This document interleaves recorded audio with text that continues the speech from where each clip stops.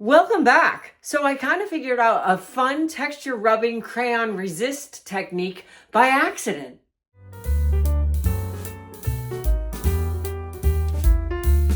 Welcome back to Tutorial Tidbits and welcome to my channel. This week I have a quick and simple but fun technique with wax crayon rubbing and resist on the gel plate. So if you've got a few minutes, let's go check it out. Okay, so today I'm using two different colors of blue in golden fluid acrylics. The darker one is primary cyan and the lighter one is light phthalo blue. I'm also using Faber-Castell Beeswax Crayons. I have a 6-inch brayer. I have my own design for joggles. This stencil is called Kaleidoscope. I have my pad of 9x12 sketch rice paper by Yasutomo. This is my favorite paper to gel print on. And I always suggest to my students that you tear the sheets out of the pad that you're going to use before you get started spreading the paint out on your plate. Because while you are trying to tear the sheets out of the pad, the paint is drying. Okay, so, and I've got my gel plate. So, the first thing I'm going to do is make myself a base layer to print my ghost print or wax crayon resist on top of. So I'm going to start with the light phthalo blue. My gel plate has been resisting paint a little bit, almost like I must have oiled it recently. So the paint has been beating up on it, but that's not too bad right now. When that happens, I just work quickly to pull the print. I'm also using my Speedball Red Baron. I like this to add pressure out to the corners and the edges of the plate. And looks like I didn't line my paper up perfectly right here at the bottom. So I'm just going to pick up that and this. And then a lot of the time I'll just roll off my brayer right onto that sheet as well. So now I've got a nice solid light blue sheet.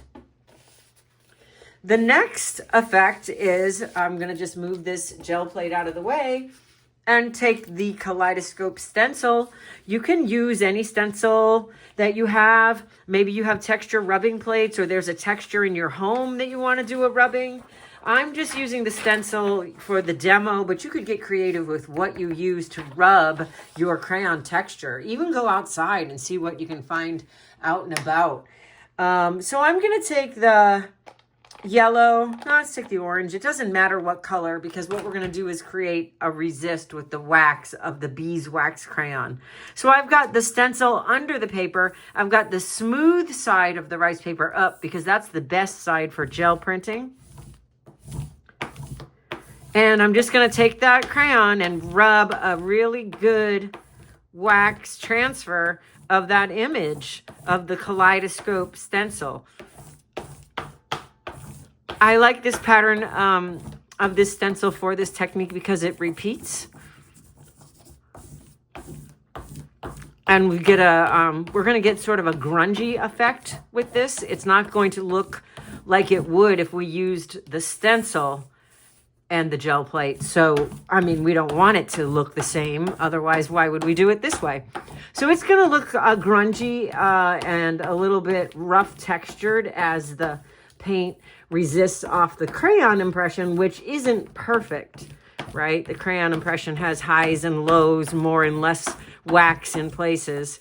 So it's going to give us a nice kind of rough pattern. So you want to get a good layer of wax on there. I took the paper off of this crayon so I could use it on its side like this.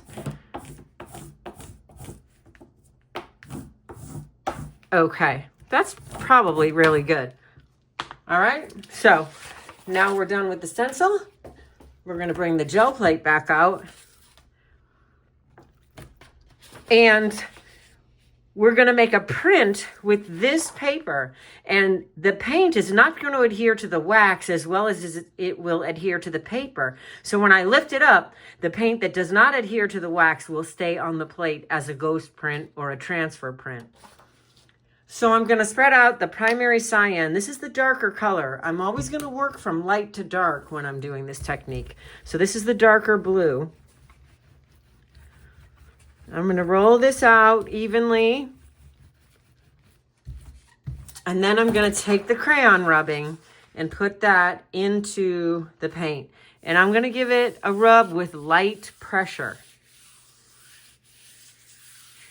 Let's see what we've got. Yeah, so then the crayon resist leaves behind that blue, and then we're going to take our prepared sheet and pull a ghost print. Now I'm going to apply some decent pressure to this print with my Baron so that I can get pressure out to the corners and I can get that ghost print to transfer. So now when I pull this up, you're going to get a grungy, soft version of the stencil impression as a transfer crayon rubbing technique. It's also quite interesting with the blue paint on top of it over the orange. So you could change up the colors that you use for your rubbing with keeping in mind using this as an extra sheet. So that's a bonus. So there you have it. The crayon resist texture rubbing technique.